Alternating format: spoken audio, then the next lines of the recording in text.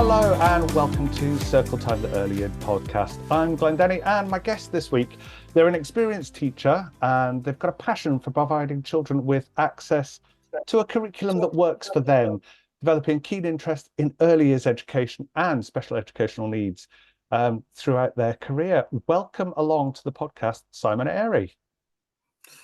Hi, Glenn. It's great to be here. Thanks for having me on. No, absolute pleasure. It's quite a big topic, really, isn't it? And it's funny on old thing. It was something I've been talking about with some of my colleagues earlier this week about how, like, particularly within schools, not so much in terms of early year settings, particularly the private ones, but more in schools where curriculums don't always work for individual children. It's not always. It's not one size fits all.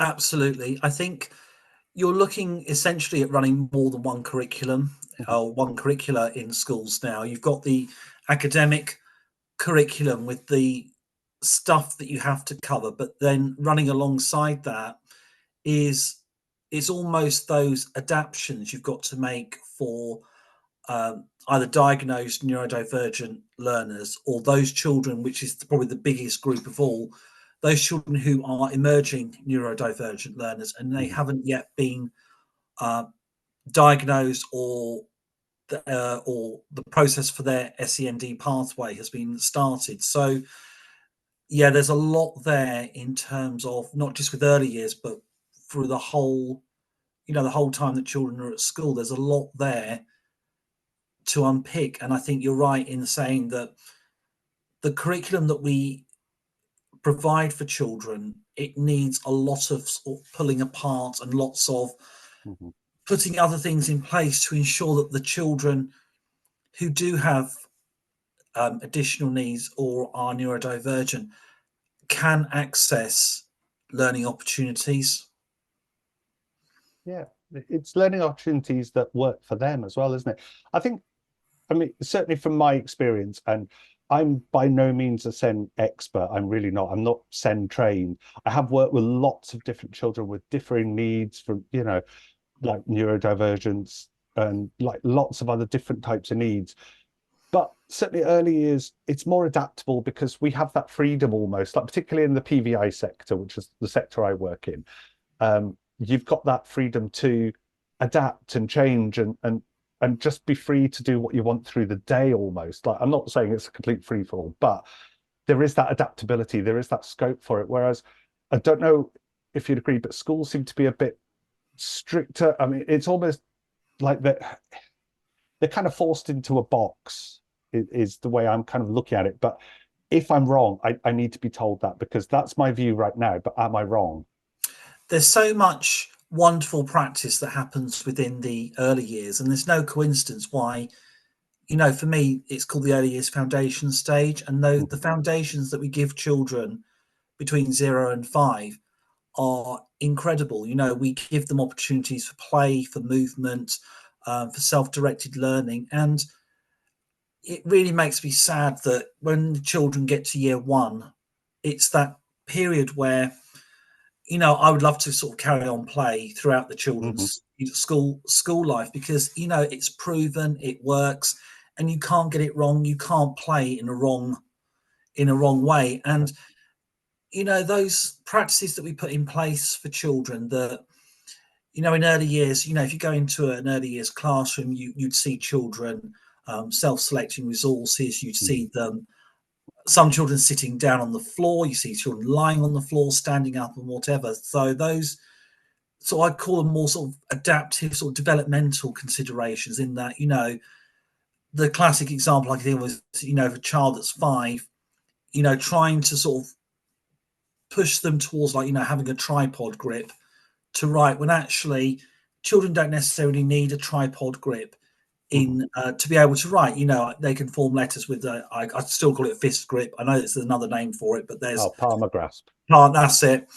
And I think that there's a lot there in early years that needs to be sort of taken up. It needs to be taken further, because even though we have the national curriculum for sort of year 1 upwards, it doesn't say how we should teach those objectives, we're free to sort of decide Mm. in whatever way we want to do them. And the biggest successes I've seen in my sort of latter part of my teaching career is that I've worked with older children. I started off in Key Stage 1, and then I moved to early years, stayed in early years for a while, and then currently I do supply teaching. Mhm. And I do find that when you do make things a bit more, I'd call it play based rather than true play, Yeah. then you do see I do see the engagement levels almost change, because suddenly you're seeing children potentially with quite complex needs. So even with more than one neurotype, I've seen children with ADHD and autism, for example, Mhm. who struggle to engage because the traditional curriculum is cognitive overload for those children. Yeah. And when we change it into what we know works as early years practitioners, when we change it into that style, that's where I found the biggest successes. Mhm. I'd agree. I mean, I think play, and I've talked about this in previous podcasts, but play is that misunderstood word, but yet actually it's key to everything that we do. Play is learning, play is what it's about, play is the way to engage a child. And yet it's still misunderstood by adults. It's almost like some adults have forgotten that that's how they learn stuff, by playing. Yeah, I think people think of play as, free for all, like Mhm. here's everything, and you just go and do what you want with it. When actually, for those of us that have worked in early years classrooms or who have observed in early years classrooms, there's very subtle things that happen within early years classrooms that provide those building blocks. If you watch children play, it's not chaos at all. It's actually Mm. the child's thought processes and what they want to do with the environment that we provide for them. It's quite astonishing what they do with it. And I also think, for me, with early years, the moment it clicked for me is when I thought, okay, I'm watching what the kids are doing, then I'm going to provide the enhancements to add Yeah. to that provision. So once I got my head around what continuous provision was and how it should be sort of ideally presented, and then what the children do with it, Mhm. there's sort of no ceiling there. There's no ceiling to what the children do Yeah. with it, and it's our job. We've got to add the sort of. It's almost like I can't remember the name now, but someone described it more like the continuous provision is like your supermarket, where you've got all the aisles with all the same things in aisle 1, aisle 2, all Mhm. the way up to the checkout. But the enhancements are the special offers that you have at the end. So suddenly you've got Yeah. 30% of this at the end. So you're providing those little additional extras at the end. And it's almost those additional extras are those little nuggets of those little golden nuggets of stuff that you see. Mhm. Actually, I've seen the children doing this with the loose parts today. What did they make with it? Yes, they made cars, for example, with it. So therefore, the next day I'm going to add something to enhance that. And I don't see why that can't work further up. Mhm. It's almost that sort of practice stops and then formal learning takes over. No, I totally agree. I mean, so in the last year, I've worked in Scotland again. I mean, most of my career has been in Scotland. I've only been in England for 4 or 5 years, although I had a break and went back up to Scotland and came back. But it's interesting, in Scotland, they're trying, there is a massive campaign, which is it's gaining momentum, and it could well happen, where they're trying to introduce like a kindergarten stage. So like almost like year one, possibly year two will disappear, and it's more play based coming back in, because the benefits of it are being seen, they're being heard, and for some people they are being understood. And I think you're right. I think particularly, having worked with some neurodivergent children, I know that being able to go and find something that interests them, and just having that freedom to go and do it. And like you say, like, we're just sort of nearby, just ready to add something to, not to interfere, not to jump in. And that's a really difficult balancing act for practitioners and for teaching staff, not to just jump in and take over. It's that bit where, like you say, like if they're playing with cars, it's like, well, you could add some one of our favorites at the moment is that washi tape with the road markings on it. I've actually stuck it all over a table because they like to drive up and down tables. But having that later or sort of at the early part of school, year one, year two, it would be hugely beneficial, not just for those children with SEN, but all children, that they're able to kind of make sense of things. I think I'm a big fan of the thought that any sort of inclusive strategy will not just benefit neurodivergent children, will actually benefit everybody. And there's a lot of sort of neurodivergent strategies that, we're taught that they're sort of, particularly for those children, something like, fidget toys or sensory tools that I think those, I've seen them used very successfully with everybody. Yeah. And I know there's some people who don't like them because they're seen as distracting, they're seen as sort of interfering. Well, actually, the sensory tools meet a need. And actually, when we view children's behaviour, the biggest game changer for me was when I started to view the behaviour as sort of what's above the iceberg, and then below the sort of surface of the water, you've then got the behaviours communicating some kind of feeling and need. And I think all these little bits now that we add in for neurodivergent learners, there's no reason why it cannot be used for everybody, because you just never know that you may have a neurotypical child who comes in the morning. Usually they come in okay, but one morning they may come in really upset about something, and actually they should be able to access the same strategies as neurodivergent children, which is whether calm corner, safe space, etc. So it's that true meaning of inclusivity, that it's it is for everybody. Absolutely. I mean, it's when I was listening to you there just now, it's for me, it's every child is unique, every child is an individual, and that their neurodiversity or their neurotypical state is just part of who they are. So like the example you were given about child coming in the morning, we've got one child at the moment where just occasionally she just gets upset. I mean, mum's due to have a baby, so there is a lot of up and down at the moment, which is fine. We understand that, but she doesn't necessarily understand that. But the one thing she said to mum coming in was, it's okay if I get upset, I'll get a cuddle. And because she knows us and we know her, we know that giving her a cuddle is what she needs. That is her need at that moment. She needs a cuddle to settle. And it's going back to, like you're saying, like with the fidget toys and that. I had another child in one of my settings where he got a bit overloaded with things. Like there was no diagnosis of anything, any neurodivergence, but we felt there was. But it was one of those bits where we had that box with the fidget toys and they weren't distracting. They were soothing for him. He was able to just focus his mind, concentrate and calm onto this whatever toy he'd picked out of the box. And I think it's sometimes, I agree with you, there's some teachers out there or practitioners that think, yes, it's going to be really distracting. Well, yeah, it is, but it's how you handle it as an adult. Like, do you need to take that child to one side and say, right, would you like to choose one of these? It's all these things, but it's looking at children as individuals.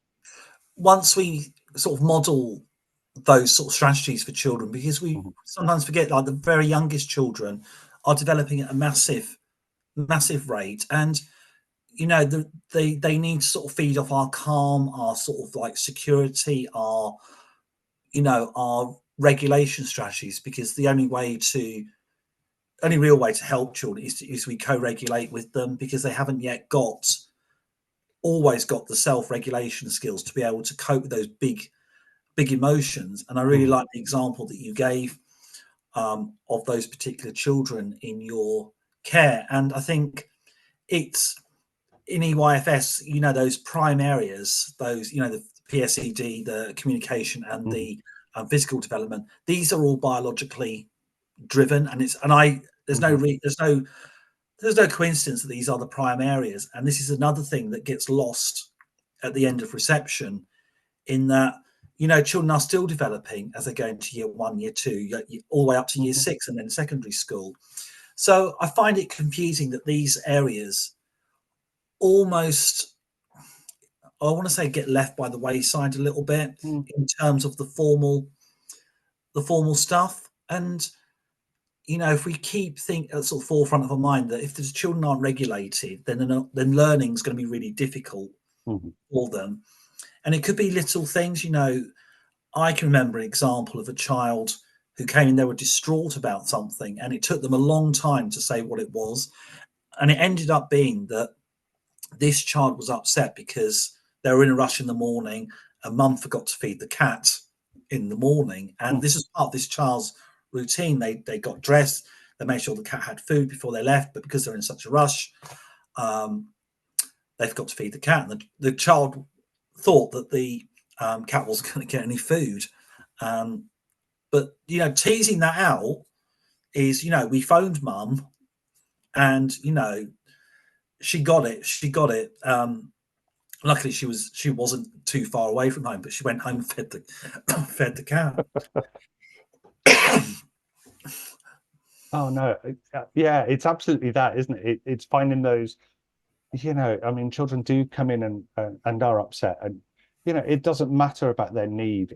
That's their need right there, right now. Mhm. Is the cat fed? And we have had other, you're sitting there talking about that, and I'm like, I've probably got a dozen more examples exactly the same where, a child has come in upset, and it's taken us a while to soothe them, to calm them down, where they're in a state where they can actually then tell us what it is. Mhm. And it is interesting that, we look at a sen as being almost like we put that into a box, but it's not. It's sen is everybody. Sen, like some some children have got more additional needs almost, but everyone has got needs that need meeting. That's why they're called needs. Everybody has needs, and we're there to kind of to meet them, and that's where that individual aspect comes from. I agree. The personalized learning that we give, sorry, personalized support that we give Mhm. children is quite astonishing sometimes. I mean, if you look at the length of the day of 6.5 hours during the day, about how many sort of decisions or how much we talk to children or what we tell children, is quite astonishing what we do Mhm. during the day. And I think, I don't know, there's something about the very youngest children, about, we're the first, in some cases, we're the first adults that the children have been with outside the adults who are at Mhm. their home. And you think with things like, separation anxiety, you think about, sensory overload, the overwhelm of the environment, all of Mhm. those things. And, sometimes as early years practitioners in particular, we probably need to give ourselves more credit for what we do with these for Oh, yeah. these particular children, because yeah, they come, I think back to, the September to July, that sort of period of that whole year where we have the children. And data's there in terms of, the early years foundation stage profile, but what that doesn't show us is the amount of growth and development, personal Mhm. development, those children have made in that year. And you think, child very upset at the start of the year, had to have a staggered start, and then by the end of the year they're able to separate, they come into the nursery or reception, and they absolutely thrive. It's almost that sort of stuff that I give myself more, a bit more of a pat on the back, Mhm. or rather than, the percentage of children that have met the EYFSP, because neurodivergent children are not going to meet all of the um, they're not going to be expected in all areas by the end of the year Mhm. because of their spiky neurodivergent profile. They're not going to meet it all. Yeah, I think it's right. It's almost going back to what we were saying there at the start. It's like it's trying to. I mean, anybody that knows me is I hate formal curriculums. I hate them with a passion. I just think play is the way, and it should be free and should be expressed. And we're looking at developmental milestones and celebrating them, celebrating when they achieve milestones, no matter what their age when they do it, whether they're ahead of it, whether they're above it, whatever. Um, and it is that bit where we're almost trying to cram children into a cookie cutter style curriculum that's just not set up for them. And it's, you were talking about data there as well. And sometimes the data makes it look like they're failing, but they're not. There's so much more to celebrate them. And that's where, again, going back to individual children, it's like, have we got that approach where we can celebrate those milestones that that child has made, whether they align to, EYFS or not? Are we celebrating them enough? I think that the mention of play is the way. I think combine that with movement, because I think movement is the pinnacle of what we offer children. You know, things like, having phonics for, above 10 minutes a day is too much. It's too much for children. And I think the more movement and the more play, the more in uninterrupted play that children have, it's almost, now someone said to me the other day, they are of the viewpoint that movement moves the data. The more movement that children have, the more moving they can do, particularly outside, the access to the outside classroom. Then, the more that they are going to develop in terms of their physical development, the communication, the personal, social, emotional development as well. I think that's absolutely key. And there's things that we can do if we have to do phonics for 10 minutes. We can provide movement opportunities within that time. If we're doing maths whole class, we can make that movement as well. It's realizing that mixture of what we're teaching the children, young children, and how we can present that in a manageable way, because too long they're not going to retain it all. And I think as we go into sort of year one, for example, I think one of the biggest things for that is the teacher's done lots of talking. They've probably made the session interactive, the whole class session interactive. I think when the children go from the carpet to doing some kind of formal independent work, there's something happens there, because suddenly I think, because they've been concentrating and trying to listen so much to what's being taught, I think that sudden movement to taking all that in, trying to take it all in, and then trying to do it by themselves is overload. It's cognitive overload. So we have to look at, well, how can we make that more manageable? And the answer I keep coming back to is not sitting at a table doing it in a book. I think there's the play, putting it into play or providing the opportunities through play, I think would have a lot more benefit for it. Yeah. I mean, I'm sitting there going, yes, yes, yeah. Like, I know I hate tick boxes, but I was ticking along everything you were saying there. I mean, so one nursery I've worked at as manager was an outdoor nursery, and the amount of physical skills. So we were very free flow. Everything just it happened. The day revolved around the children, not revolved around us. The only routines we had was we had snack at a certain time, but it was free flow. You could come and go when you wanted to, and it was the same at lunchtime. The children had the choice of to go in during these times. We just told them when it was about to close. They had 10 minutes and lunch was about to close. And that's how it worked. That was our day.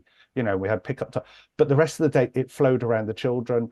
And the amount of movement and physical skills, they were so physically able, but there was a calmness about it as well. So we would have 34 children, but they were spread out across the woods, across the garden. There was no noise level or anything. And because they were able to do that and they were picking up sticks and moving, there was all the kind of curriculum stuff going on, all that teaching and learning going on, but it happened organically. And that was, to me, just a brilliant way. And the way you were saying about movement, yeah, I mean, small children are not designed to sit still. They're just not. And I think you need that movement. I think also that those opportunities the children have through their play, I'm just thinking of a shift now between, I remember when I first started in early years, observations, having to record so much stuff about what the kids, long observations, short observations, incidental observations, whatever, we're all absolutely shattered. And it took away from that, the interacting with the children, because that's what they get the most out of. They get the most out of when we're alongside them, rather than saying, oh, well, we're just watching them. Just stop a minute. Well, I've just got to write that down, or I've just got to take a photograph to put it in your folder and whatever. I mean, from what I understand now, there's not the pressure now to do all that Mhm. particular paperwork. It's No, more your professional judgment from what you see and what you yeah. know about the children. That's the biggest value, isn't it? That's the biggest um, Oh my goodness, indicator yeah. of what's happening. Yeah, I mean, I've been in the same position as you. So I've been in early years over 27 years. And yeah, when I first started in nurseries, it was you had the whole observation, assessment, and planning cycle, and it was just so heavy and paper-based. Oh, I hate paperwork anyway. Um, but now, like the nursery I manage, all I ask of my team is one long observation of their child a month. That's all I want. And we upload a wow moment every day. So it is literally just a photo and a small comment. So the parents get to see a little bit. Mm. And it's a talking point for parents. It's an extension of learning at home because the parent can then say, oh, what I see you were doing this today. Look on the app. And that's it. The rest of the time, I want my adults to be with the children because that bond is so key to having secure, happy children. When they're secure and happy, they're learning because they're comfortable at playing and doing things because they know that there's somebody there if they need them. That connection has to be a Mhm, priority, and that starts from even that the home visit, or as soon mhm, as you know you've got these children coming in to your setting, that connection you have with the caregivers, the children, it sort of links to trust, security, all of that sort of stuff there, and it's all that has to take precedence over. I'm going to call it compliance. So the mhm. notion that this is what we do, this is how we have to behave, this is what we have to do, etc. If the children haven't got connection with the staff, then everything else has to wait. Everything else has to completely wait. And I think I keep coming back round to the fact that all of this stuff goes on in early years, and I don't doubt that it happens probably elsewhere as well, higher up from early years. Mhm. But it's just almost as if like the practices that I still do are influenced a lot from my time in um, early years. I mean, I've spent probably in total about 9 or 10 years in early years out of a career of 25 years, but it had such a profound impact on me within early years because Mhm. I saw, right, this is where it comes from, and it also taught me that the process of send itself, getting the child on the EHCP pathway, for example, I didn't realize how much you could do within that you had to do at the start in order to get that whole process rolling. Mhm. I mean, it's quite astonishing the number of steps, the amount of evidence you've got to collect, etc. But Yeah, when the HCPs do come through, it does give a bit of a sense of it gives satisfaction, but also leads to frustration because it's never enough what you yeah. get. The report, the plan's never enough, the funding's never enough, Mhm. and you just you feel for these children who deserve what they're entitled to, and they don't get what they don't always get everything that they need, and it's up Yeah, to the settings to the settings themselves.